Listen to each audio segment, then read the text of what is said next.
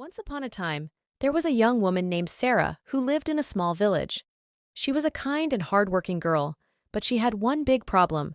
She couldn't manage her time wisely. Sarah would often start her day with a long list of things to do, but she would somehow end up spending all day on one or two tasks. She would often put off important things until the last minute, and she would often find herself stressed and overwhelmed.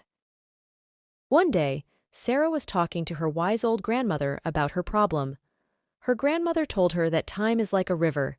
It never stops flowing, and it can never be recovered.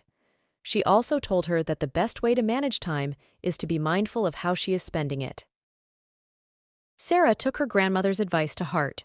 She started by paying attention to how she was spending her time each day.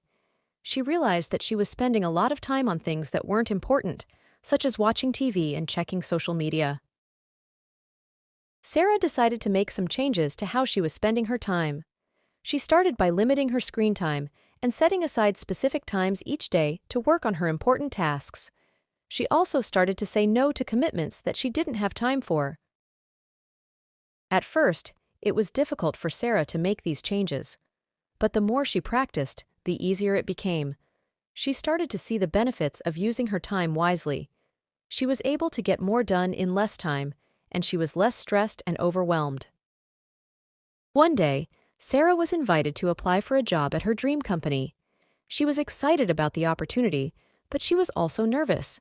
She knew that she would need to be very organized and efficient in order to do the job well.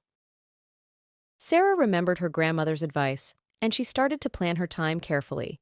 She created a schedule for herself that included time to prepare for the job interview, research the company, and work on her other important tasks. Sarah's job interview went very well, and she was offered the job. She was thrilled.